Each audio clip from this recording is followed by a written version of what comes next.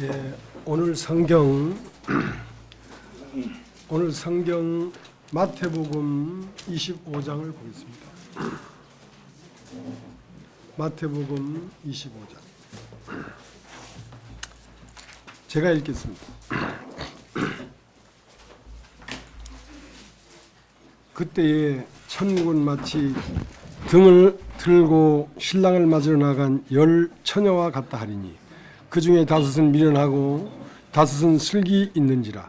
미련한 자들은 등을 가지되 기름을 가지지 아니하고 슬기 있는 자들은 그릇에 기름을 담아 등과 함께 가져갔더니 신랑이 더디 오므로 다 졸며 잘세 밤중에 소리가 나되 보라 신랑이로다 맞으러 나오라 하며 이에 그 처녀들이 다 일어나 등을 준비할세 미련한 자들이 슬기 있는 자들에게 이르되 우리 등불이 꺼져가니 너희 기름을 좀 나눠달라 하거늘 슬기 있는 자들이 대답하여 가로되 우리와 너희의 쓰기에 다 부족할까 하노니 차라리 파는 자들에게 가서 너희 쓸 것을 사라 하니 저희가 살아간 동안에 신랑이 오므로 예비하였던 자들은 함께 혼인잔치에 들어가고 문은 닫힌지라.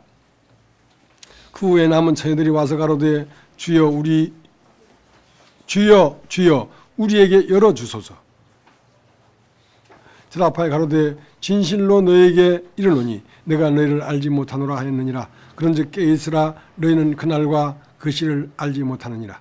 또 어떤 사람이 타국에 갈째 그 종들을 불러 자기 소유를 맡긴 것 같으니 각각 그 재능대로 하나에게는 금 5달란트를 하나에게는 2달란트를 하나에게는 1달란트를 주고 떠났더니 5달란트를 받은 자는 바로 가서 그것으로 장사하여 또 5달란트를 남기고 2달란트 받은 자도 그와 같이 하여 또 2달란트를 남겼으되 1달란트 받은 자는 가서 땅을 파고 그 주인의 돈을 감추어 두었더니 오랜 후에 그 종들이 주인이 돌아와 저에게 회개할세 5달란트를 받았던 자는 5달란트를 더 가지고 와서 가로되 주여 내게 5달란트를 주셨는데 보소서 내가 또 5달란트를 남겼나이다. 그 주인이 이르되 잘하였도다 착하고 충성된 종아 네가 작은 일에 충성했음에 내가 많은 것으로 내게 맡기리니 내 주인의 즐거움에 참여할지어다 하고 2달란트를 받았던 자도 와서 가로되 주여 내게 2달란트를 주셨는데 보소서 내가 2달란트를 남겼나이다. 그 주인이 이르되 잘하였도다 착하고 충성된 종아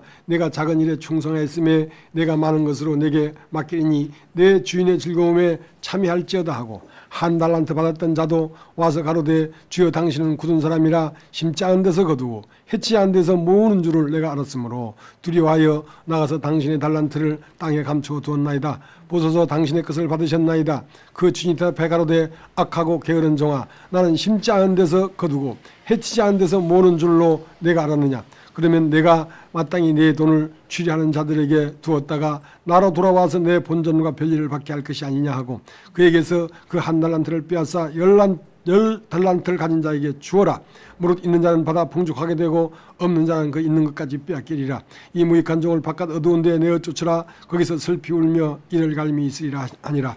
인자가 자기 영광으로 모든 천사와 함께 올 때에 자기 영광의 보좌에 앉으리니 모든 민족을 그 앞에 모으고 각각 분별하기를 목자가 양과 염소를 분별하는 같이 하여 양은 그 오른편에 염소는 왼편에 두리라. 그때 임금이 오른편에 있는 자들에게 이르시되 내 아버지께 복받을 자들이여 나와 창세로부터 너희를 위하여 예비된 나라를 상속하라. 내가 줄을 때에 내가 먹을 것을 주었고 목마를 때에 마시게 하였고 나그네 되었을 때에 영접하였고 벗었을 때에 옷을 입혔고 병들었을 때에 돌아보았고 옥에 갇혔을 때에 와서 보았느니라.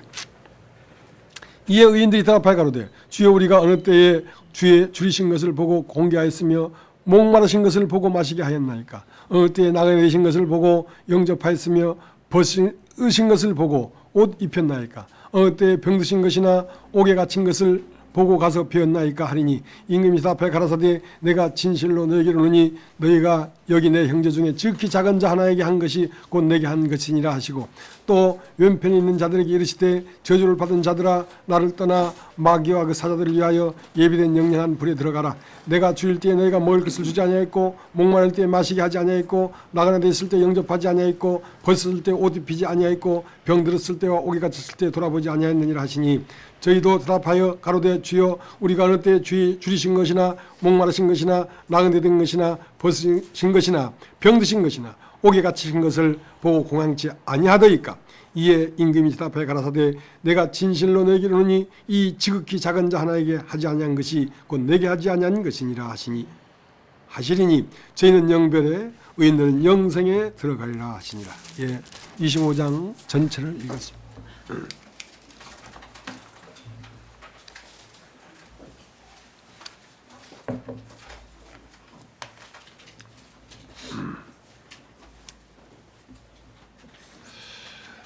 이제 그 사람은 이제 결말을 봐야 그 나무가 그 나무에 달린 열매가 떨감인지 아니면 단감인지 그 열매를 보아야 그 나무가 봄으로부터 시작해서 가을까지 노력한 그 결과가 단 것일 수도 있고 떫은 것일 수도 있지요. 나무는 열매가 그 마지막인 것처럼 사람의 열매는 죽음입니다. 죽음. 그러면 잘 죽으면 그 인생은 성공한 인생이고 잘 못 죽으면 그 인생은 실패한 인생이죠. 그래서 잘 죽기 위해서 잘 살아야 된단 말입니다. 잘 죽기 위해서 잘 살아야 된다라는 말은 뒤집어 얘기하면 잘 죽기 위하여 잘 살아야 한다는 것입니다. 잘 죽기 위하여 잘 살아야 한다.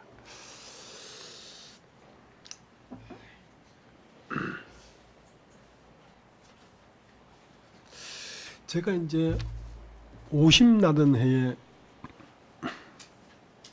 그때 이제 이 뭡니까 노동 일을 했어요. 노동 일을 했는데 50 나던 해인가요? 예. 자꾸 속이 아파. 자꾸 위경련이 일어나. 그래도 이제 이게 한 2년 전부터 한 번씩 아팠는데 아직까지 아픈 걸 보니까 암은 아니야. 암은 아니야. 왜 암이 아닌 걸 아냐면 우리 형님이 33살에 죽었어요. 33살에 죽었는데 33살이면 인생으로서 가장 청년기입니다. 가장 나무가 푸르를 때 팍 꺾였단 말이죠. 그 아주 활발하게 활동하고 사람들도 많이 알고 이제 사업을 하던 사람이 이제 그 위암에 걸려서 32에 위암이 걸렸는데 1년 만에 1년 동안 위암인 걸 몰랐어요. 그때 당시만 해도 그 진단이 용이하지가 않았어요. 그래서 부산 메이놀병원에서 위궤양이다. 위궤양이 된 약을 거의 한 1년을 먹었는데도 안 나와요. 그래서 다시 검사를 해봅시다. 그러니까 12장 궤양이 됐다는 거야. 12장 궤양을 먹어도 안 낫고 자꾸 아파. 그래서 서울대학의 병원에 와서 딱 검사를 하니까 위암이라는 거야. 위암인데 위암 말기라서 수술을 할 수 없다는 거야. 이제 그때까지만 해도 형님은 위암이 아니고 12장 궤양인 줄 알았어요. 근데 서울대학 병원에서 그때 병실이 8층이 어디 있었는데 진찰을 하고 올라올 때에 그 의사가 그 같이 올라왔는데 형님이 뭐 위궤양이면 이게 12장 궤양으로 돌렸다는데 이게 치료하려면 얼마나 걸리겠습니까? 하니까 그 의사가 바로 말을 해버렸어. 진 선생님 위암입니다. 그 얘기를 듣는 순간 팍 주저앉아 버리더라고. 엘리베이터에서. 왜냐면 그때만 해도 위암은 고칠 수가 없었거든요. 하고 위암이 이게 수술을 할 정도가 아니고 늦었다. 그래서 그 32살에 서울대학병원에서 그 입원했던 짐을 싸가지고 배는 복수가 찼는데 짐을 싸가지고 고향으로 내려가는 발걸음이 오죽했겠어요. 근데 고향을 갔는데 이제 우리 카페에 보이는 그 집, 지금 있는 그 창고 같은 집에 가서 누웠단 말이죠. 근데 자기랑 같이 사업했던 그 32, 셋, 넷, 다섯 되는 그 같은 친구들은 활발하게 지금 이 봄에 사업을 하고 쫓아다니는데 자기는 한 80kg 나가던 몸무게였는데 33kg로 빠졌어. 바싹 감으로서 이제 그 5, 6월 따가운 그 싱그러운 봄날에 죽음을 향해서, 그러니까 죽고 싶겠어요. 아이들은 3명이지, 마누라 있지, 부모 있지, 가지 말라고 가랭이를 붙잡아도 안 가고 싶지. 자기도 안 갈 수 없어서 죽음을 기다리고 누워있는 33살 청년.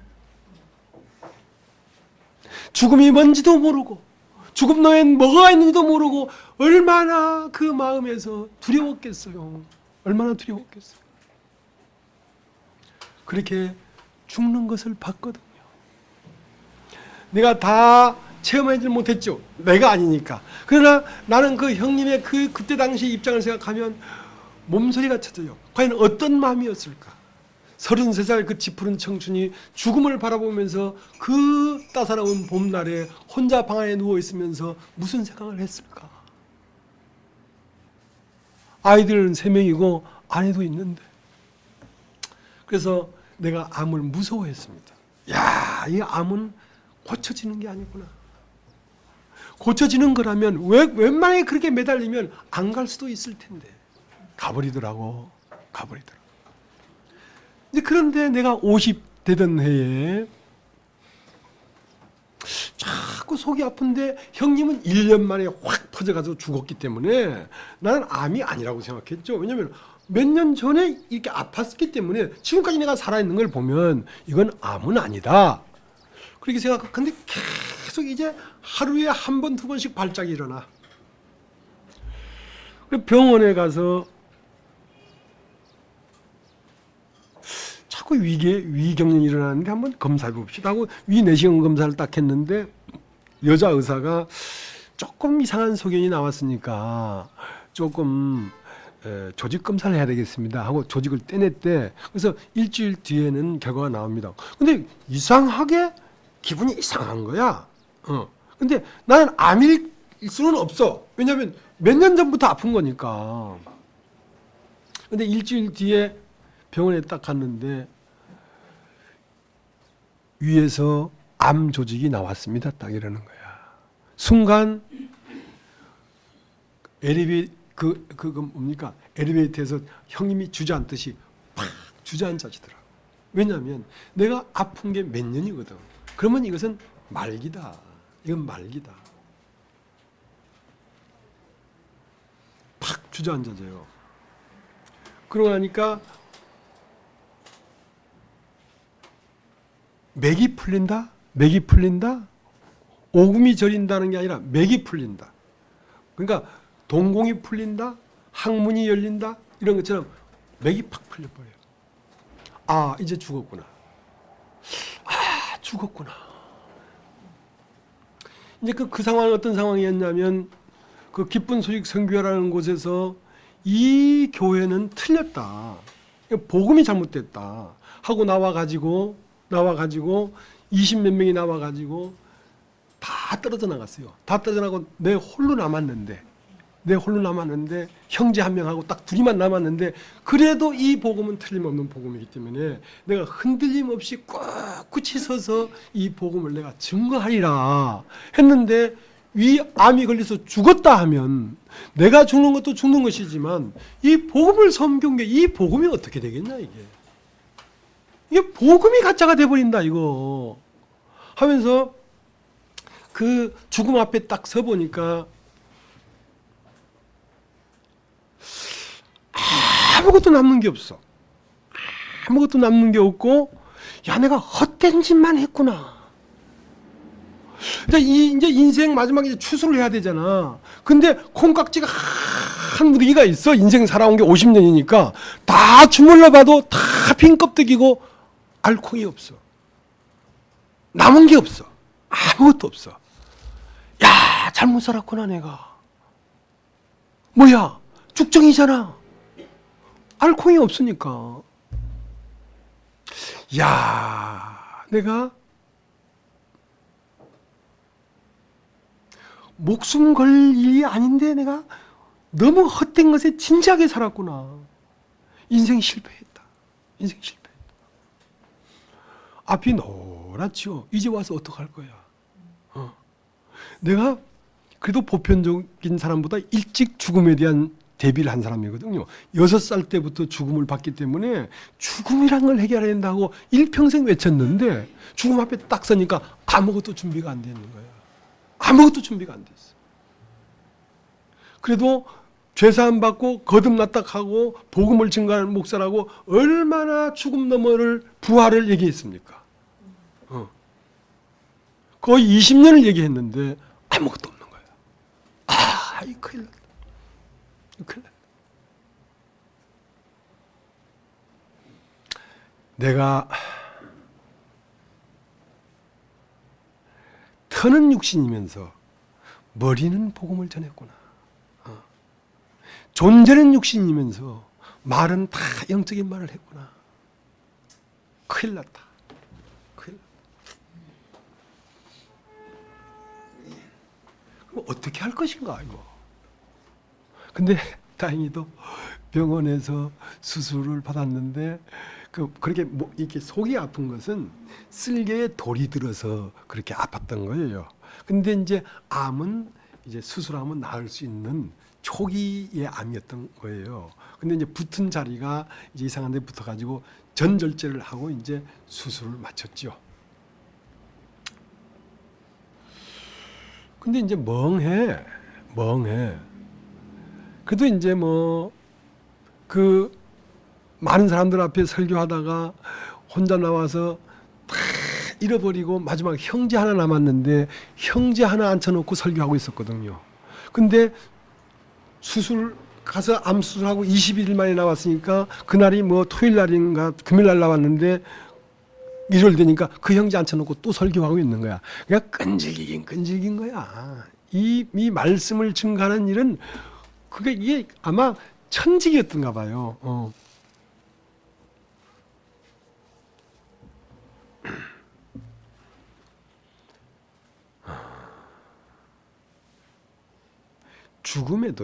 죽음에도 어떻게 죽는 죽음에 따라서 죽음이 다릅니다. 그러니까 잘 살면 잘 죽을 수 있는데 잘 살지 못하면 죽음이 나쁜 죽음이 돼. 나쁜 죽음이 돼요. 사람을 흙으로 지으시고 지었다는 것은 피조물입니다. 흙으로 사람을 지으시고 그 코에 생기를 불어넣었다는 것은 낳았다는 것입니다. 생기를 불어넣으니 사람이 산혼이 되었다. 사람 안에는 하나님이 낳은 아들과 하나님이 지은 피조물이 같이 있어요. 그러니까 흙으로 사람을 지으시고 한 그 외곽 겉사람 속에 훅 불어넣은 속사람은 아들이죠. 왜냐하면 하나님에서 나온 생명이니까. 그러니까 피조물은 만드는 것이고 생명은 낳는 것이란 말입니다.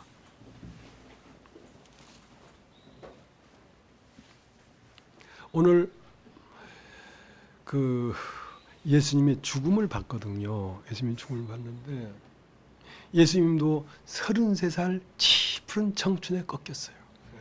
33살. 예수님도 우리 형님도 그 33살의 죽음 앞에 발버둥을 치더라고요. 발버둥을 치더라고요. 어쩔 수 없이 죽는 거예요. 어쩔 수 없이. 예수님도 이 죽음 앞에는 발버둥을 쳤어요. 할 수만 있다면 이 죽음을 피해가게 해주십시오. 할 수만 있다.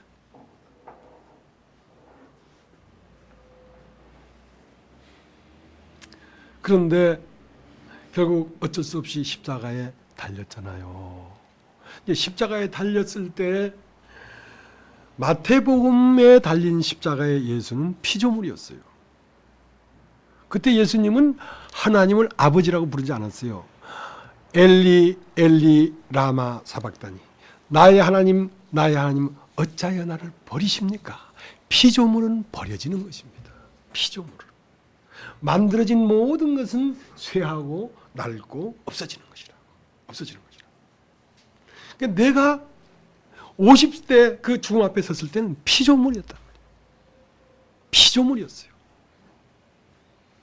근데 마가복음에 보면 역시 마가복음도 엘리 엘리 라마 사박다니 했는데 마태복음에는 저 엘리야가 와서 구해주는 거 한번 보자 저거. 그러니까 자기 자신도 피조물로서 험한 죽음 앞에 있었고 그거를 보는 군중들도 저거 누가 와서 건져주는가 보지 하고 조소하고 있었다고. 그러니까 처절한 죽음 앞에 있었죠. 모든 사람도 나를 버리고 하나님도 나를 버렸어요. 그러나 마가복음에는 엘리 엘리 라마 사박다니 나의 하나님 나를 어찌 버리십니까 했지만 그 백부장은 이 사람은 하나님의 아들이었도다 하고 그 예수 속을 보는 사람이 있었다고. 그런데 누가복음에는 뭐라고 되어 있냐면 엘리 엘리 라마 사박다니가 없고 나의 아버지 내 영혼을 부탁하나이다. 그것은 아들이라고. 아들은 버려지는 게 아니라 다시 아버지 안으로 들어가는 것이기 때문에 내 영혼을 부탁하나이다. 그 이제 소망이 있죠. 내 영혼을 당신의 품으로 갖다 드리는 거니까. 근데 요한복음에는 뭐라고 되어 있냐면 다 이루었다. 그러니까 마가복음은 피조물의 입장, 마태복음은 피조물의 입장이었고 마가복음은 피조물과 아들이 섞여 있었고 누가복음은 아들이에요. 아버지 내 영혼을 부탁하나이다. 근데 요한복음은 아들의 입장이 아니고 아버지의 입장이에요. 아버지의 입장이에요. 아버지와 아들은 같이 있었거든. 아버지는 뭐냐면 다 이루었다. 피조물에서 피조물의 죽음에서 아들의 죽음에서 그래서 그 하나님의 창조의 원리가 다 이루어졌다 하고 그 하나님의 시각으로 죽음을 봤다는 것이죠.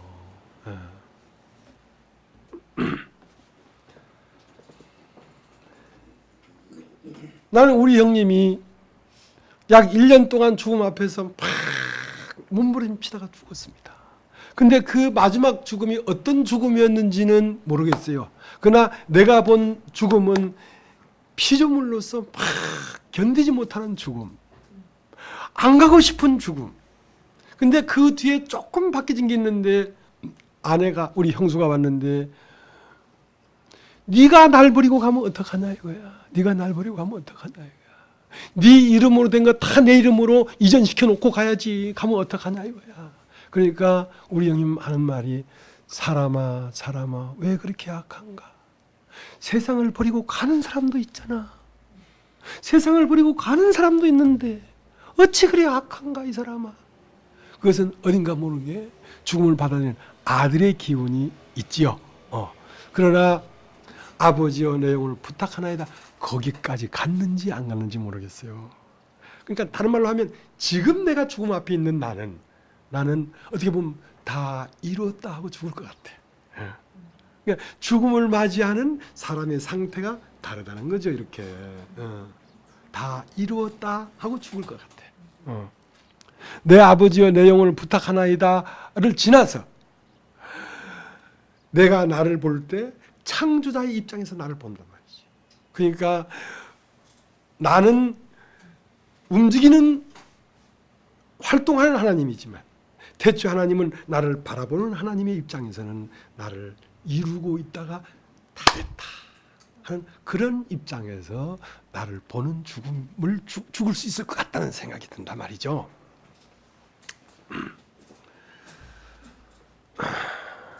누가복음 16장에 보면 누가복음 16장 한번 보겠습니다. 누가복음 16장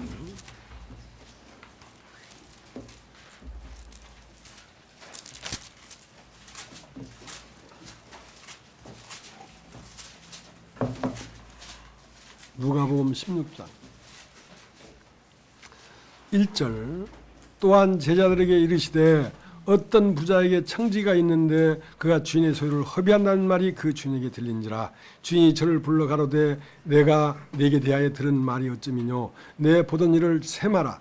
청지기 사물을 계속하지 못하리라 하니 청지기가 속으로 이르되 주인이 내 직분을 빼앗으니 내가 무엇을 할꼬. 땅을 파자니 힘이 없고 벼를 먹자니 부끄럽구나. 내가 할 일을 알았도다. 이렇게 하면 직분을 빼앗긴 후에 저희가 나를 자기 집으로 영접하리라 하고 주인에게 빚진 자를 낱낱이 불러다가 먼저 온 자가 이르되 내가 내 주인에게 얼마나 졌느뇨. 말하되 기름 100마리니라. 가로되 여기 내 증서를 가지고 빨리 앉아 50이나 쓰라 하고 또 다른 얘기 이르되 너는 얼마나 졌느뇨. 가로되 밀 100석이니이다. 이르되 여기 내 증서를 가지고 80이나 쓰라 했는지라. 주인이 이 옳지 않은 청지기가 이 일을 지혜 있게 하였으므로 칭찬하였으니.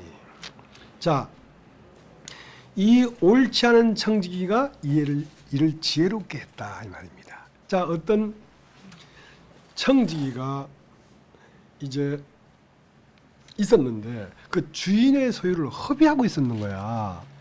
허비하고 있는데 허비한다는 말이 주인에게 들렸어. 그래서 주인이 이 청지기 직분을 빼앗아야 되겠다라는 마음을 가졌다는 사실을 알은 거야. 그러면 청지기 이 직분을 빼앗겨 버리면 빌어먹자니 부끄럽고 땅을 파자니 힘이 없구나. 그럼 어찌할꼬? 내 주인에게 빚진 자들을 불러다가 탕감을 해줘야 되겠구나. 그러면 내가 이 직분을 빼앗긴 후에 저들이 나를 자기 집으로 영접할 것이다. 자, 이 내용입니다. 내용인데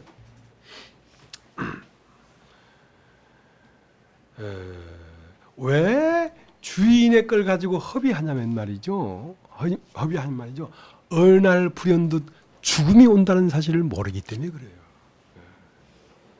이 청지기는 자, 내가 하나님의 청지기란 말이죠. 그럼 내 가진 돈, 내 인생, 내 재능, 내 호흡, 내 심장을 가지고 주님에게 드려져서 그리스도가 나타나야 될 거 아닙니까? 그죠? 근데 그리스도가 나타나지 않고 내 소유, 내 소욕을 따라 내가 써버렸단 말입니다. 이렇게 쓰다가 어느 날 죽음 앞에 딱 서보니까 남은 게 아무것도 없잖아요. 아, 큰일 났다.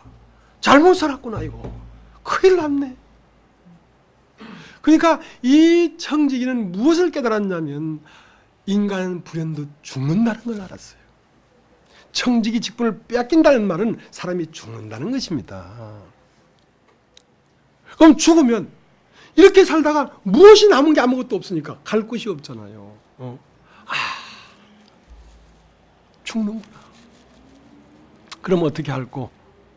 주인에게 빚진 자들을 불러다가 이제 탕감을 해주기 시작했죠. 너 얼마 줬냐? 밀 100석입니다. 그래 여기 앉아서 50이라 쓰라. 왜 100이라고 못 썼냐면 이 빚진 자라는 것은 하나님 앞에 은혜를 입은 자입니다. 그러니까 바울도 내가 빚진 자로 돼 육신해져서 육신대로 살 것이 아니라 영으로서 모병실을 죽이면 산다 이랬단 말이에요. 그러니까 모든 하나님 앞에 빚진 자들이란 말입니다. 근데 빚진 자인데 그 밀 100석을 빚졌고 기름 100마를 빚졌죠. 그러나 왜 80이나 50이라고 쓰냐면 한 사람은 50을 탕감받고 한 사람은 20을 탕감받았거든요. 왜 그러냐면 그 사람 마음 상태가 죄에 깊이 빠져 있으면 500데나리온을 탕감을 받지만 그러나 자기 자신의 죄를 깊게 깨닫지 못하면 50데나리온밖에 탕감을 못 받아. 그러니까 자기의 상태에 따라서 탕감을 다 해줬지만 자기 상태에 따라서 탕감을 받는 거예요. 그러니까 그 정도밖에 안 되지.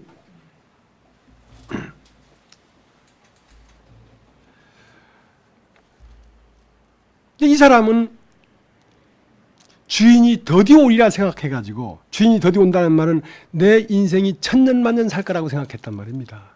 근데요, 오늘 저녁에 이 세상을 버릴 사람도 있어요. 그건 아무도 몰라요. 오는 것은 순서대로 왔지만요, 가는 것은 순서가 없어요. 오늘 밤에도 갈 수가 있어요. 어떻게 살아야 되겠어요? 오늘 밤에도 갈 것이 있다. 그러니까 자기 재능을 가지고 자기 인생을 가지고 세상 사람들과 같이 술 친구랑 더불어 살았단 말입니다. 근데 어느 날 보니까 아차 가겠거든. 그러니까 동무들은 뭡니까? 자기도 빚진 자잖아요. 빚진 자들이 자기 동무라. 빚진 자들을 불러다가 그들의 삶에 어떻게 보면 양식을 나눠줬다 그럴까요? 탕감을 해줬다 그럴까요? 자, 이제 마태복음 24장을 다시 가겠습니다. 25장을 다시 가겠습니다. 마태복음 25장 위에 24장 48절. 만일 그 악한 종이 마음에 생각하기를 주인이 더디오리라 하여 동무들을 때리며 술 친구들로 더불어 먹고 마시게 되면 생각지 않은 날 알지 못하는 시간에 그 종의 주인이 이르러 엄히 때리고 외식한 자에 받는 유례치 하리니 거기서 슬피 울며 이를 갈미 있으리라. 그러니까 주인이 더디오리라는 말은 사람이 죽음이 오늘 밤에도 올 수가 있는데 그걸 생각하지 않았다는 거죠. 자기는 천년 만년 살 것처럼 생각하는 거야. 근데 불현듯 와요, 죽음이요. 불현듯 죽음이 딱 오니까요, 맥이 풀려버리더라고. 그러니까 아무것도 남은 게 없어. 왜냐하면 내가 나를 살았기 때문에. 나를 그리스도에게 드리고 그리스도가 내 안에 산 것만 남는데 내가 산 것은 아무것도 안 남아요.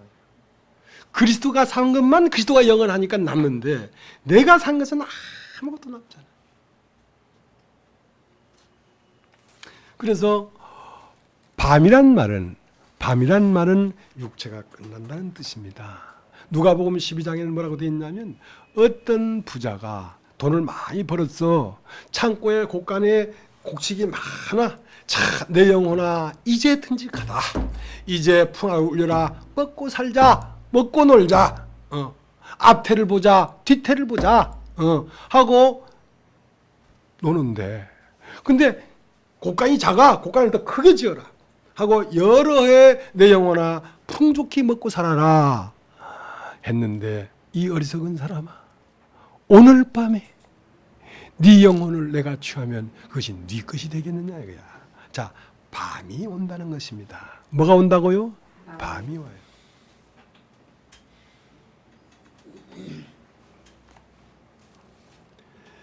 요한복음 9장 4절에는 뭐라고 되어 있냐면 때가 아직 12시간이냐 밤이 오리니 밤에는 아무도 일할 수가 없다. 아직 낮이 아니냐 빛이 있을 때에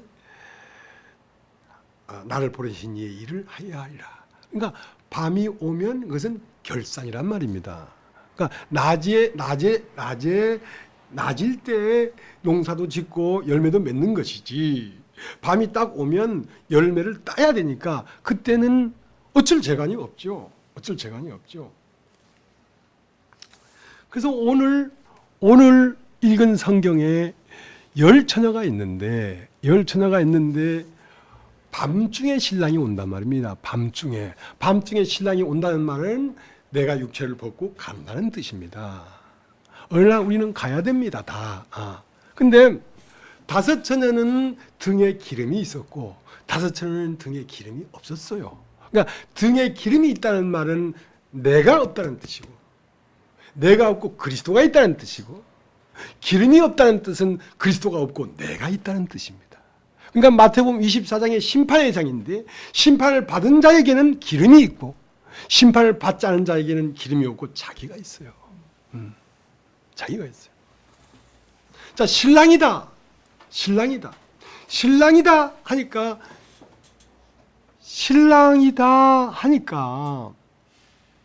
신랑이 나를 맞아줄 건가 말 건가 그런 계산이 없어. 기름이 있는 사람은. 왜냐면 말이죠.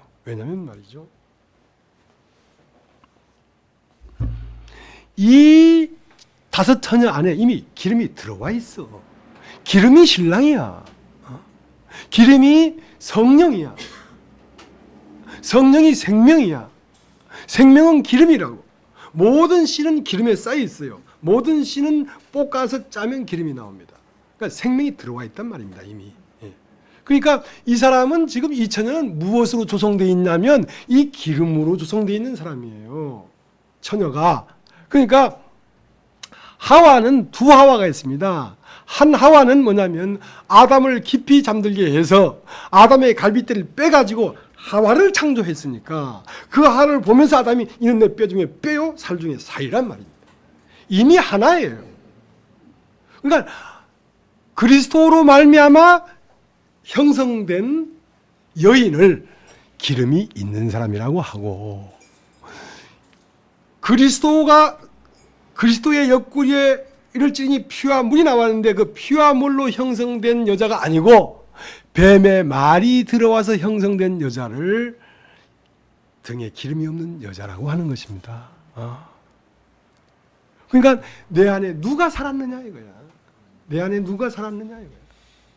내 안에 사는 생명이 나의 생명이냐 그의 생명이냐 이거야.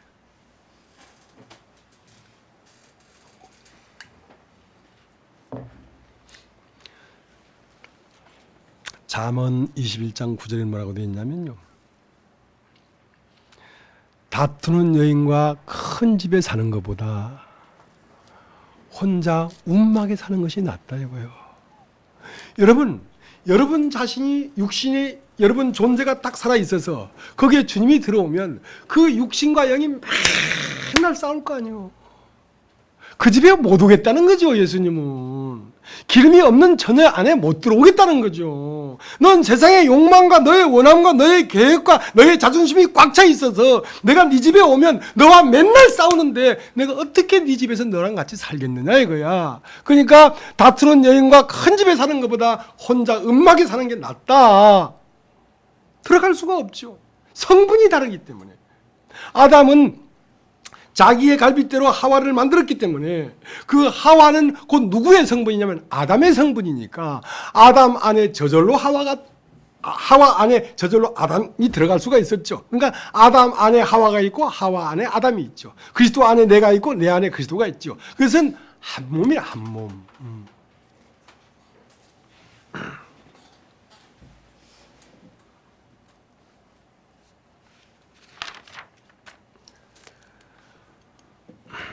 창세기 24장에 보면요, 아브라함이 나이가 많아 늙었어요. 그래서 늙은 종에게 아브라함에게 아들이 하나 있는데 아들 이름이 이삭이에요.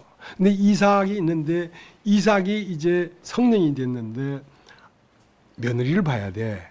며느리를 봐야 돼.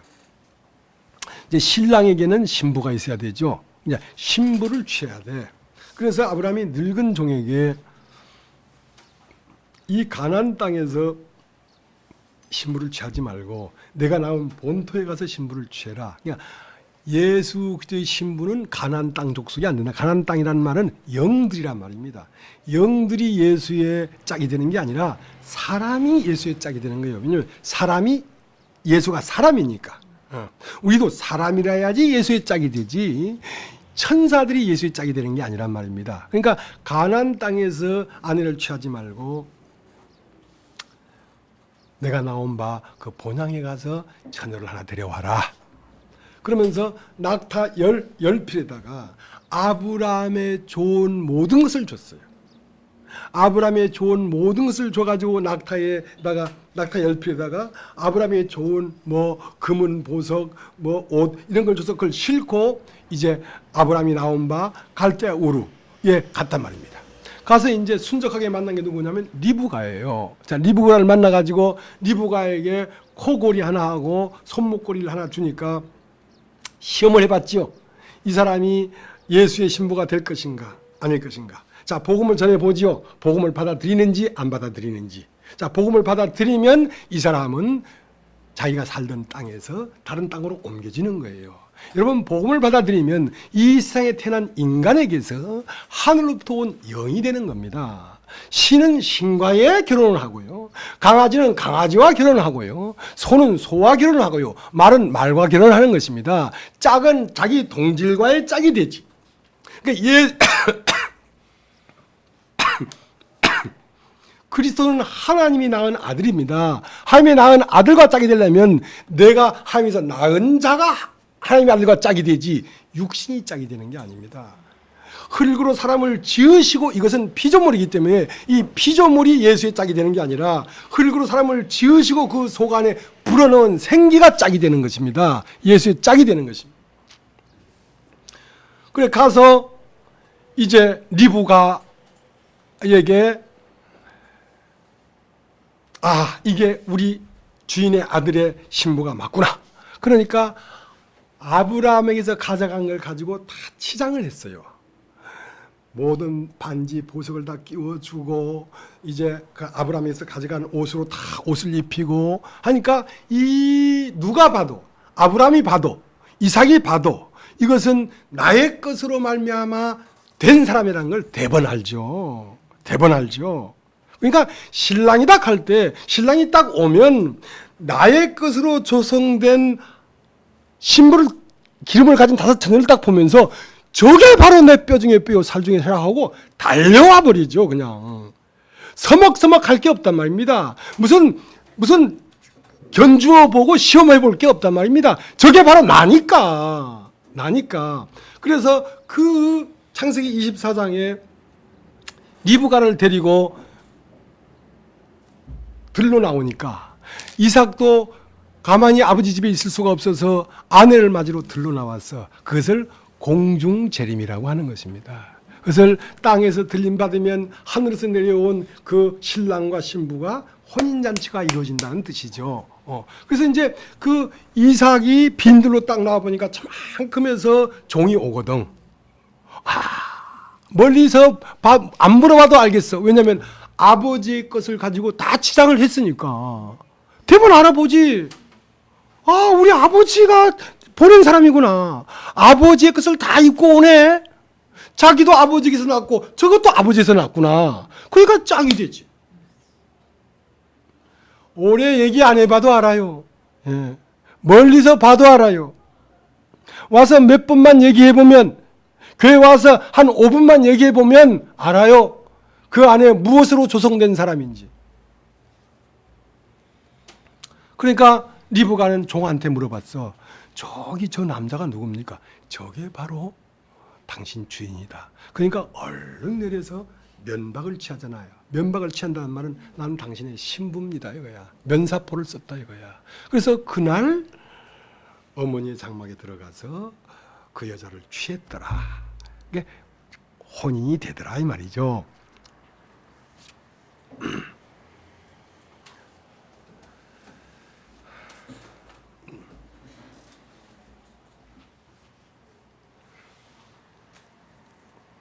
그래서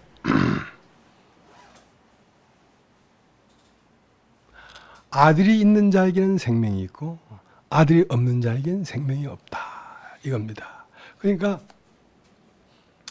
그 하나님의 영, 기름을 받으면 그 기름이 내 속에 있는 영을 부활시키니까 내 영이 그 영을 받아서 부활되면 내가 하나님의 아들이 된단 말입니다. 그러니까 그 아들이 있는 자에게는 생명이 있고 그 아들이 없는 자에게는 생명이 없다는 거죠. 그래서 고린도후서 13장 5절에 뭐라고 됐냐면 너희 속에 그리스도께서 계신 걸 알지 못하느냐? 그러면 버리운 자란 말이야. 이미 신랑 되신 예수께서 내 안에 들어와 계셔. 이미 재림했어. 나와 한 몸이 되어 있어. 이제 죽으면 만날까 이 생각이 아니야. 이미 와서 나랑 같이 살고 있는데 무슨 만날까 말까야. 너희 안에 그리스도께서 계신 걸 알지 못하느냐? 그러면 버리운 자다고.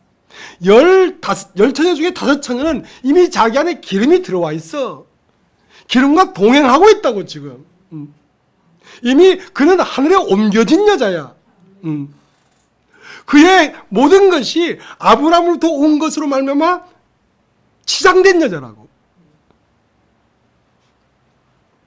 속생명이 땅에서 난 생명이 아니라 기름이 자기 생명이 된 여자라고. 하늘의 생명이 자기 생명이 된 여자라고. 그는 피조물이 아니란 말입니다. 그것은 아들이지.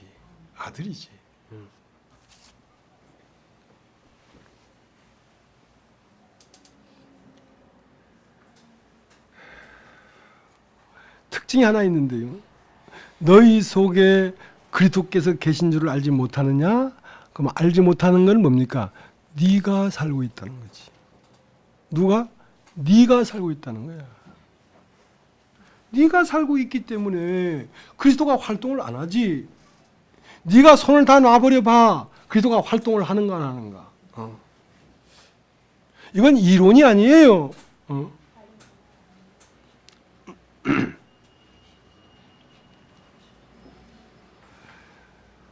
자, 마태복음 7장.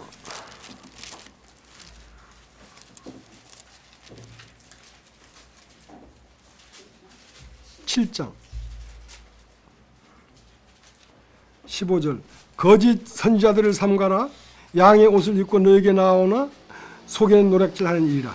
그의 열매로 그들을 알지니 가시나무에서 포도를 또는 엉겅해서 무화과를 따겠느냐. 이와 같이 좋은 나무마다 아름다운 열매를 맺고 못된 나무가 나쁜 열매를 맺나니 좋은 나무가 나쁜 열매를 맺을 수 없고 못된 나무가 아름다운 열매를 맺을 수 없느니라. 아름다운 열매를 맺지 아니하는 나무마다 지켜불에 던지느니라. 그러므로 그의 열매를 그들을 알리라. 나더러 주여 주여 하는 자마다 천국에 다 들어갈 것이 아니요 다만 하늘에 계신 내 아버지의 뜻대로 행하는 자가 들어가리라. 그날에 많은 사람이 나더러 이르되 주여 주여 우리가 주의 이름으로 선지자를 못하며 주의 이름으로 귀신을 쫓아내며 주의 이름으로 많은 권능을 행치 아니하였나이까리니 그때 내가 저희에게 밝히 말하되 내가 너희를 도무지 알지 못하나니 불법을 행하는 자들아 내게서 떠나가라.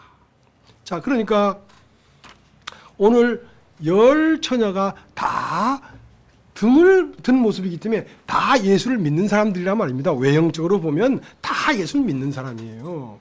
근데 한 사람은 그 안에 그리스도가 있고 한 사람은 그 안에 자기가 있어. 이름은 다 예수의 이름으로 행해. 예수의 이름으로 행하지만 그리스도가 행하는 사람이 있고 자기가 행하는 사람이 있어. 그러니까 오늘 주여 주여 우리에게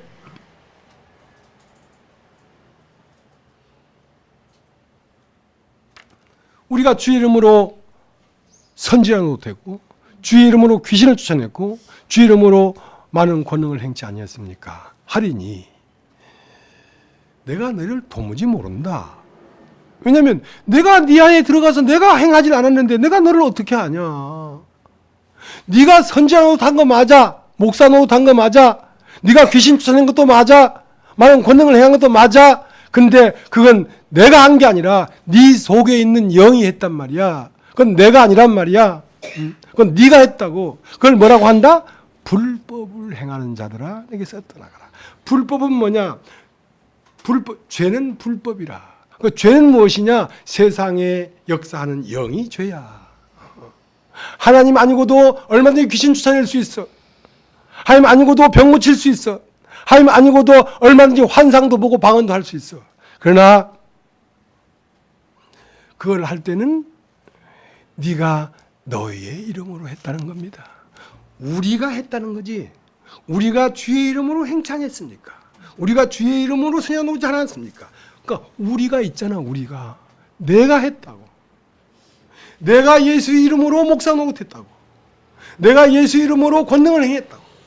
내가 예수 이름으로 구제했다고. 누가? 내가 했다고. 그것은 그리스도가 아닙니다. 그래서 심판을 받는 거예요. 여러분, 예배를 안 드려서 심판을 받는 게 아닙니다. 예수 이름으로 활동을 안 해서 심판을 받는 게 아닙니다. 예수의 이름이지만 실제로 그 안에 생명은 너였지 않느냐 이거야. 네가 했단 말이야. 너는 끝나고 그리스도가 나와야 된다고. 그리스도가. 그래서 왜 네가 했냐면 네가 살아있기 때문에 그래. 그래서 2장 20절에 내가 그리스도와 함께 십자가에 못 박혔나니 이제는 내가 산 것이 아니요 그리스도께서 사신 것이다. 그리스도가 내 안에 살려고 하면 내가 먼저 죽어야 돼. 내가 그리스도와 함께 십자가에 못 박혔나니가 없는데 어떻게 그리스도가 내 안에 살아. 그러니까 마태복음 25장에 이 꽃 같은 외형적으로 봐서는 몰라. 기름은 등 안에 있는 것이니까. 사람 속에 성령이 있는 것이니까 외형적으로는 몰라. 꽃같이 다 예수 믿었고 꽃같은 목사고 꽃같이 훌륭하고 꽃같이 경건하고 꽃같이 거룩한 삶을 살아. 근데 하나는 내가 죽고 그가 사는 것이고 하나는 나를 위장해서 내가 사는 거라고. 내가 거룩하게 사는 거라고. 내가 경건하게 사는 거라고. 그것은 불법이란 말입니다. 불법.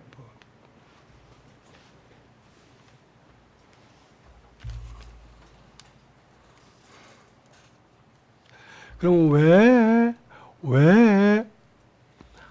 기름으로 활동하지 못하고 빈 등을 들고 있었는가? 그것은 자기의 것이 다 끝나지 않았기 때문에 그렇습니다. 자, 우리 성경을 다시 한번 보겠습니다. 열왕기하 4장을 보겠습니다.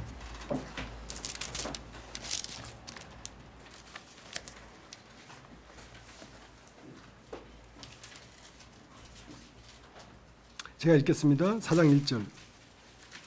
선자의 생도의 아내 중에 한 여인이 엘리사에게 부르짖어 가로되 당신의 종 나의 남편이 이미 죽었는데 당신의 종이 여호와를 경외한 줄을 당신이 아시는 바입니다. 이제 체주가 이르러 나의 두 아이를 취하여 그 종을 삼고자 하나이다. 엘리사가 저에게 이르되 내가 너를 위하여 어떻게 하랴? 내 집에 무엇이 있는지 내게 구하라. 저가 가로되 계집종의 집에 한 병 기름 외에는 아무것도 없나이다. 가로되 너는 밖에 나가서 모든 이웃에게 그릇을 빌라. 빈 그릇을 빌되 조금 빌지 말고 너는 내 두 아들과 함께 들어가서 문을 닫고 그 모든 그릇에 기름을 부어서 차는 대로 옮겨 넣으라. 자, 그러니까 구약 시대에 어떤 여인이 하나 있었는데 이 여인의 남편은 하나님을 섬기는 그 예를 들면 그 학교의 생도였어요. 하나님을 배우고 하나님을 말하고 하나님을 증거하는 생도였어요. 근데 그 생도가 죽어버렸단 말입니다. 근데 그 생도가 죽으면서 두 개를 남겨줬어. 하나는 빚을 남겨줬고 하나는 기름병을 남겨줬어.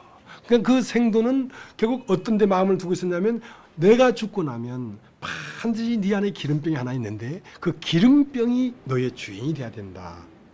그렇기 때문에 기름병이 주인이 되려고 하면 내가 빚을 남겨줘야 되지. 빚을 남겨줘서 그 기름병 외의 모든 것이 다 허비 되도록 되지 않냐면 한 병 기름은 영원히 그에 묻히기 때문에 그래서 그 생도는 누구냐면 예수 그리스도십니다. 자, 예수는 죽었습니다. 그러니까 예수를 쫓아가던 제자들은 예수만을 기대하고 베드로도 그렇고 야고보도 그렇고 요한도 그렇고 예수가 모든 우리의 문제를 해결하고 우리를 이 땅에서 이스라엘 나라를 건설할 줄 알았는데 예수는 가버리고 없으니까 그들은 실망해서 디베라 바다로 가버렸단 말입니다. 자, 그런 것처럼 절망이죠.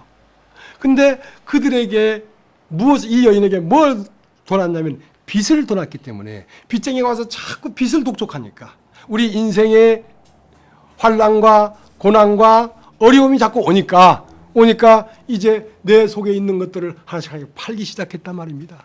내 옳은 것도 팔고 내 아는 것도 팔고 내 잘난 것도 판단 말이에요. 그래서 집안에 이제 냉장고도 있고 피아노도 있고 김치 냉장고도 있고 농도 있고 다 있었는데 다 저당 잡혀 팔았어. 왜? 먹고는 살아야 될 거 아니야. 다 팔다 보니까 아들 둘 남았는데 아들 둘도 이제는 잡혀가게 생겼어. 끝났어. 그러니까 울부짖었지. 하나님, 내가 예수를 믿지 않았습니까? 예수를 믿었는데 뭐 남은 게 아무것도 없고 이게 뭡니까? 그러니까 네 집에 무엇이 있느냐? 꼴랑 기름 한 병 있습니다. 그거 가져와라. 그러니까 우리 속 안에 성령이 계신데 이 성령은 나를 기대할 것이 남아있는 한 이것은 드러날 수가 없다는 것입니다. 나를 포기했을 때 이 성령은 드러난다는 거지. 이 성령이 나에게서 운행을 하려고 하면 내 잘난 것이 끝나야 운행이 된단 말입니다. 그래서 한 병 기름을 드러냈어요. 아, 나에게 그리스도가 있구나. 그러니까 그리스도가 운행하기 시작했죠. 이제 비로소 그리스도가. 그러면 밖에 나가서 빈 그릇을 빌려와라. 조금 빌지 말고 있는 대로 다 빌려와라. 그리고 문을 닫아라. 그러니까 이 기름을 가진 자가 기름을 부을 때는 빈 그릇에만 들어갑니다.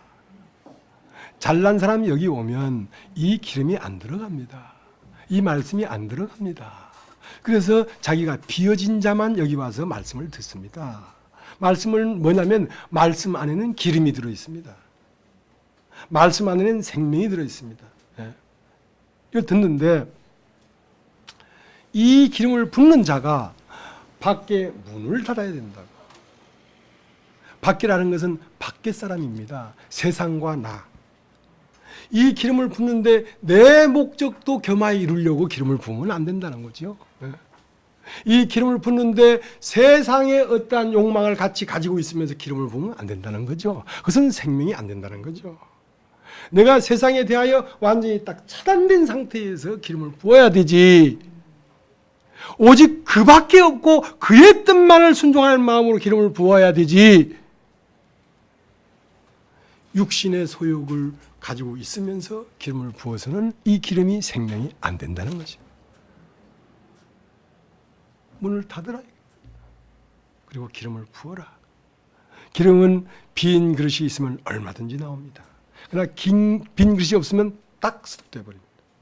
여러분, 여기에 정말 마음이 비어 가난한 사람이 와서 말씀을 듣고자 하면 이 말씀은 한없이 솟아납니다. 내가 알지 못하는 말씀도 계속 솟아납니다. 그러나 여기에 와서 마음이 꽉 차 있는 사람이 앉아 있으면 말은 딱 스톱돼 버립니다. 더 이상 기름이 나오질 않습니다. 그러면 엘리야의 뜻은 뭐냐? 엘리야는 여기 하나님인데요. 엘리야 뜻은 뭐냐면 그의 나라가 확정되는 것이고 그의 뜻이 이루어지는 것입니다.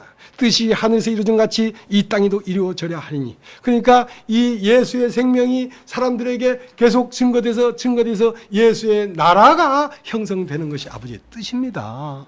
예. 복음이 증거되는 것이 아니면 뜻입니다. 그러나 복음이 증거되는 그것도 나도 끝나야 되고 이 복음을 듣는 사람도 끝나야지 이게 들어가지. 그냥 욕망을 가진 채로 막 전하는 복음이 아닙니다. 그것은 생명의 복음이 아닙니다.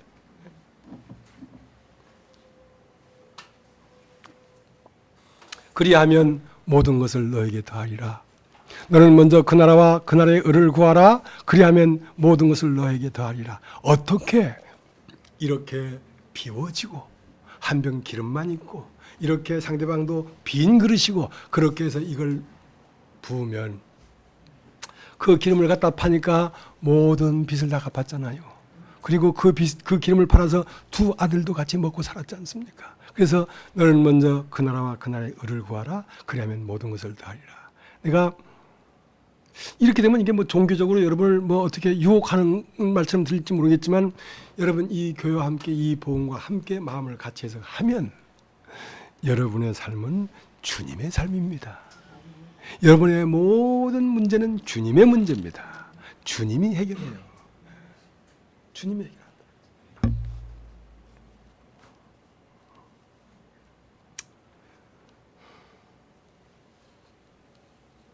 우리 집사람이 얘기합니다.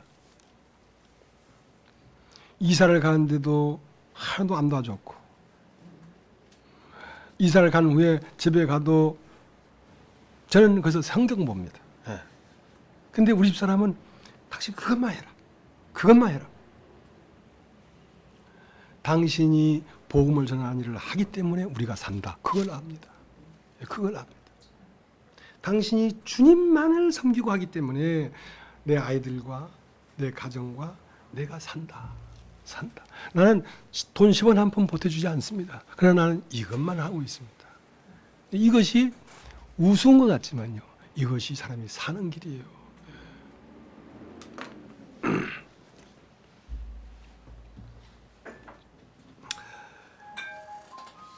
고린도전서 3장을 한번 보겠습니다.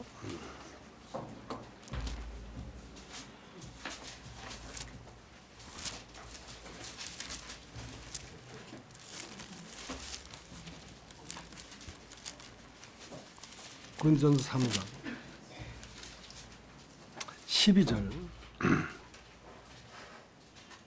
11절 이 닦아둔 것 외에 능히 다른 틀을 닦아둘 자가 없으니 이 터는 곧 예수 그리스도라. 만일 누구든지 금이나 은이나 보석이나 나무나 풀이나 지푸로 이 터 위에 세우면 각각 공력이 나타날 텐데 그날이 공력을 밝히니 이는 불로 나타내고 그 불이 각 사람의 공력이 어떠한 것을 시험할 것입니다.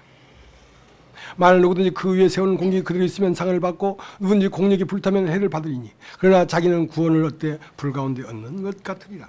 자, 그러니까 내가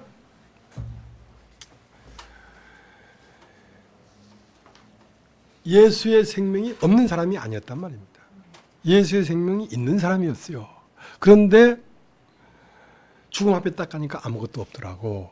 왜? 말씀을 전하고 목회를 하고 봉사를 하고 구제를 하는 그 모든 것이 내 이름으로 했기 때문에. 한 병 기름은 있었지만 한 병 기름으로 한 게 아니란 말입니다. 그러니까 그리스도의 터 위에 공력이 있는데 금과 은과 보석은 불이 와도 그게 안 타잖아요. 그러니까 불이라는 것은 죽음이 와도 안 탄단 말입니다. 천지가 개벽해도 안 탄단 말입니다. 그러니까 그리스도가 내 안에서 행한 것은 영원한 것입니다. 그리스도는 없어질 수가 없어요. 그러나 그리스도의 이름을 갖고 풀과 찝과 나무로 했다는 말은 땅의 소산으로 했단 말이에요. 풀도 나에게서 나온 것이고 찝도 나에게서 나온 것이고 나무도 나에게서 나온 것이기 때문에 그것은 태워져 버립니다.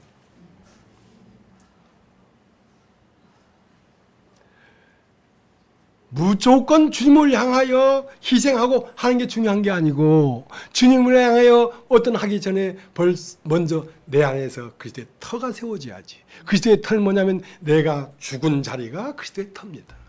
내가 살아있는 데는 그리스도의 터가 아니에요. 내가 살아있는 것은 사단의 터지. 이 고지가 말이죠. 이 고지를 놓고 싸움을 하고 있는데 이 고지에 살던 나라라는 놈이 죽으면 그리스도의 고지가 되고 내가 안 죽으면 사탄의 고지가 된다고.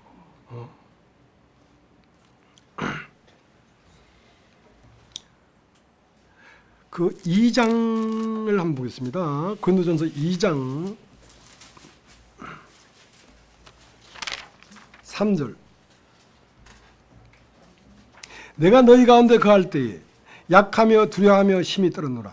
내 말과 내 전도함이 지혜의 권하는 말로 하지 아니하고 다만 성령의 나타남으로 남과 능력으로 하여 너의 믿음이 사람의 지혜에 있지 아니하고 다만 하나님의 능력이 있게 하려 하였노라.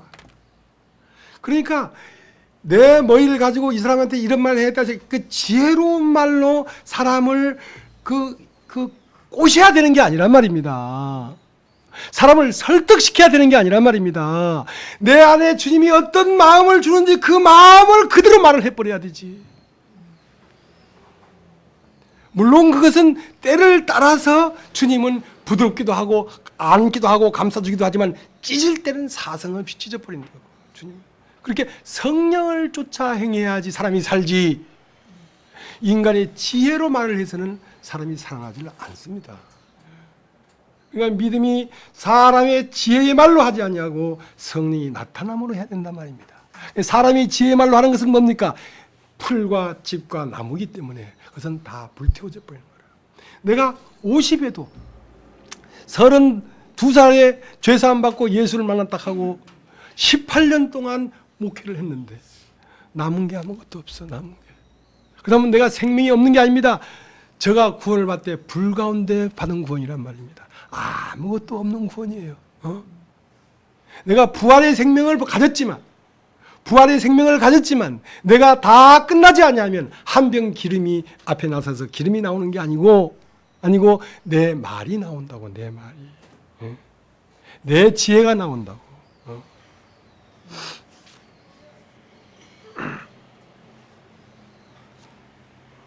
자, 이제 마태복음 25장을 다시 가겠습니다.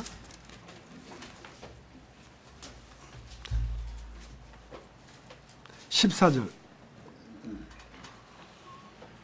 또 어떤 사람이 타국에 갈째 그 종들을 불러 자기 소유를 맡긴 것 같으니 각각 그 재능대로 하나에게는 금 5달란트를 하나에게는 2달란트를 하나에게는 1달란트를 주고 떠났더니 자 5달란트가 있지 않습니까? 5달란트 5손가락 2달란트 1달란트 자 지난번 누구한테 내가 질문을 했는데 5과 2를 하면 어떤 차이가 납니까? 무슨 차이가 있죠? 숫자. 5은 많고 2는 작다. 이제 그렇게 볼 수 있지만 그렇게만 봐서는 안 되고 5과 2는 다르다. 그러니까 5도 필요하고 2도 필요하고 하나도 필요하니까 5도 주고 2도 주고 하나도 줬을 거 아니야. 이것은 5이라는 것은 어떤 포지션이란 말입니다. 그러니까 그 재능대로 줬다 하니까 자, 그 사람의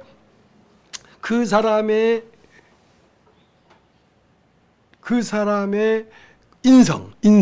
자, 인성이 다 다르죠. 그러나 이런 인성은 하나님의 이런 부분을 담당해야 되고, 저런 인성은 하나님의 저런 부분을 담당해야 되고, 이런 인성은 신발장 정리하는 게 딱 맞아. 그러니까 신발장 정리해라.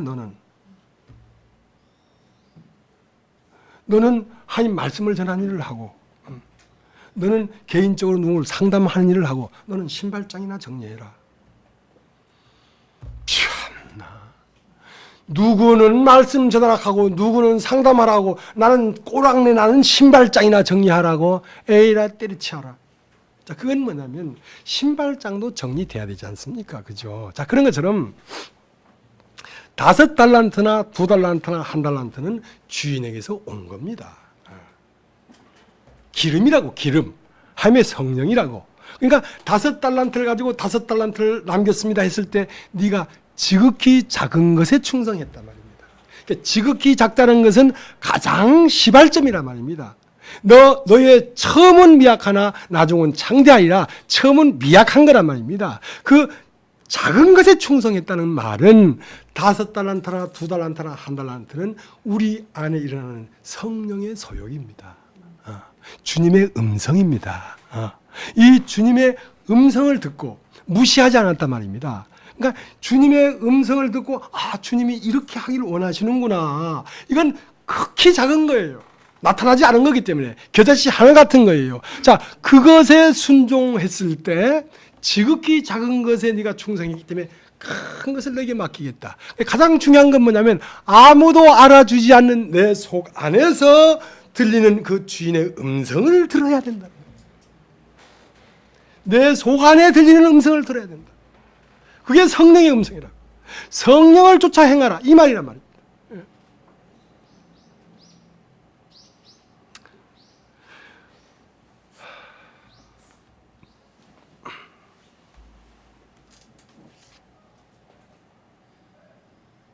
그래서 구원은 어떻게 오느냐면 네가 그리스도의 말씀을 듣고 마음으로 믿어 의에 이르고 입으로 예수를 주로 시인하여 구원합니다. 예수께서 온 1달란트가 내 생명이 되야 된단 말입니다. 내 주란 말이에요. 주. 그러니까 성령의 음성이 나의 주인인 거라. 그러니까 예수를 내 주인으로 받아들여야지. 예수로 말미암아 내가 무슨 은혜를 입었다, 예수로 말미암아 내가 어떻게 변했다, 이게 중요한 게 아니라 예수가 내 안에서 하는 그 음성이 나의 주인이 돼야 된다고. 그래야 구원이 된다고. 그럴 때 비로소 내가 산 것이 아니오 내 안에 그리스도께 사신 것이다라는 말이 나올 수가 있지. 그 다음 나오는 성경이 31절입니다. 31절인데 이제 33절은 양은 그 오른편에 염소는 왼편에 두리라. 자, 이제 마지막 인생을 마치고 육체를 벗고 주님 앞에 딱 하니까 너는 왼편에 너는 오른편에. 이 말은 뭔 말입니까? 신랑이다 보라 하고 캄캄한 밤에 신랑이 왔는데 기름 가진 5처녀는 신랑의 품으로 들어가고 5처녀는 못 들어갔다는 말 아닙니까? 그 말이거든. 그러면 신랑으로다 할 때 기름이 있는 5처녀는 오른편에 있는 양이고 기름이 없는 5처녀는 왼편에 있는 염소란 말입니다. 염소는 뭐냐면 육신이라고. 육신. 육신이 영으로 바뀌어지질 않았다고. 육원한 것은 육이요 성령으로 가서는 영이니 거듭나질 않았다고. 거듭나질 않았다는 말은 심판되지 않았다고. 심판되지 않았다고.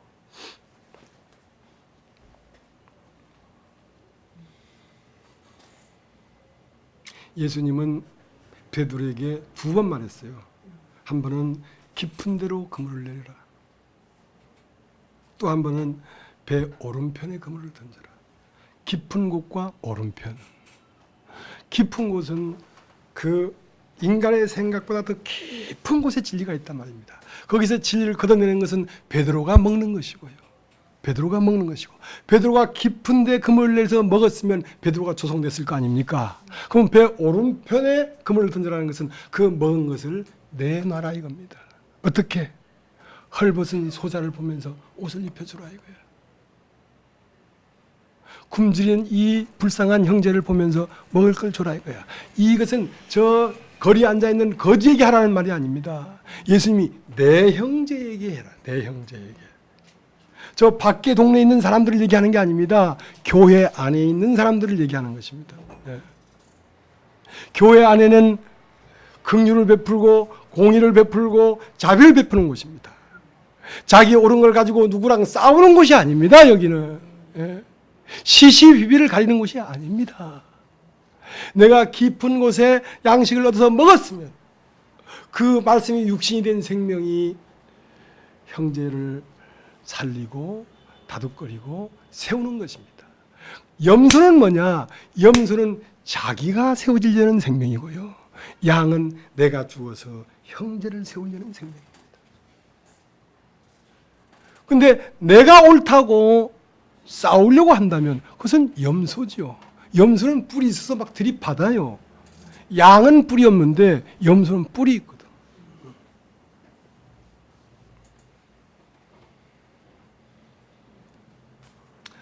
염소나 양이나 목소리도 비슷해요. 예.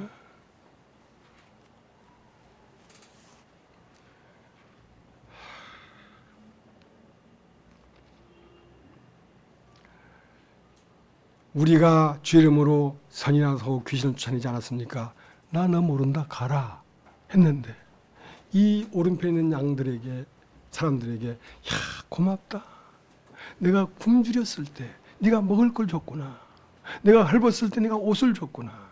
내가 병들었을 때 네가 나를 돌아봤구나. 너무 고마워. 언제 우리가 했습니까? 자기는 한 게 없는 거야. 자기는 한 게 없어. 아무리 생각해도 자기는 한 게 없어. 기억에. 누가 했어요? 그리스도가 했죠. 그리스도가 했죠. 오른편에 그물을 내렸죠. 오른편.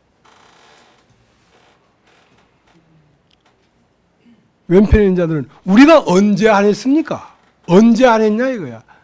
양들은 우리가 언제 했습니까? 고. 염소들은 우리가 언제 안 했습니까? 이거야.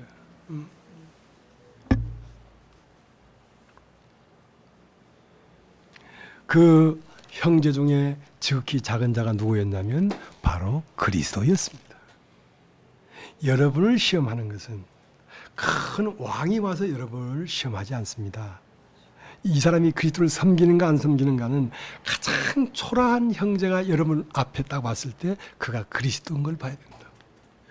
그가 그리스도예요. 다른 데 있는 게 아니에요. 부자는 말이죠.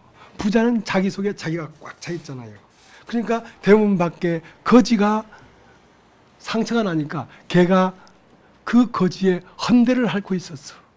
근데 그 부자의 눈에는 그게 절대로 주님으로 보일 수가 없죠. 절대로 주님으로 보일 수가 없죠. 거지로 보이지. 거지로 보이지. 그러나 그것이 그 부자에게 찾아온 주님이었다고. 그게 주님이었다.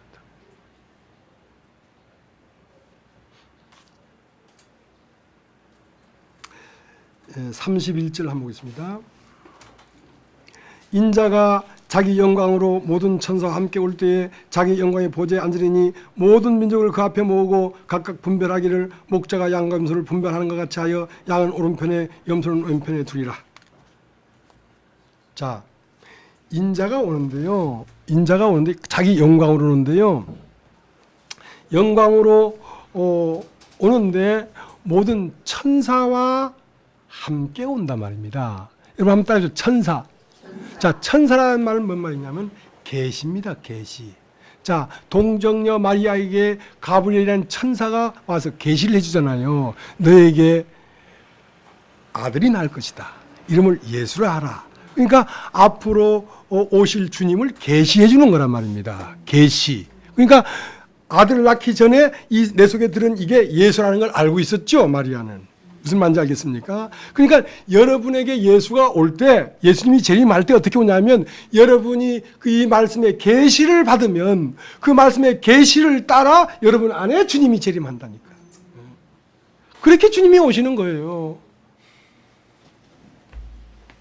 천사들과 함께 온다고 그냥 어느 날 팍 깨달아지는 게 아니고 하나님 말씀을 들으면 이 말씀이 알아먹어진단 말입니다.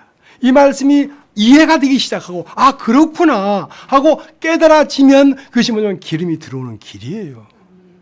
그게 바로 주님이 재림하는 길이에요. 그리고 갈 때도 갈 바를 알지 못하고 가는 게 아니라 갈 때도 내가 어디로 갈 것인지 빤히 보여. 하늘 가는 밝은 길이 내 앞에 밝히 보여. 여러분 엉겹게 죽는 게 아닙니다. 우리가 육체를 벗을 때도 내가 갈 길이 밝히 보여요. 왜냐하면 천사에 받들려서 아브라함 품에 갔다고 했기 때문에. 나사로는 천사의 받들려 아브라함 품에 갔고 부자는 그냥 장사됐어요. 그러니까 아브라함 품에 가는 것도 천사의 계시로 말미암아 알미 있어서 가는 거지 그냥 막 들어가는 게 아니라니까. 주님이 오는 것도 계시로 말미암아 오지만 우리가 육체를 벗고 갈 때에도 밝히 길이 보인다고. 엉겹결에 무지 중에 가는 게 아니에요. 그러니까 오는 것과 가는 것이 밝단 말입니다. 무슨 걱정이 있어요? 오는 것도 밝고 가는 것도 밝은데.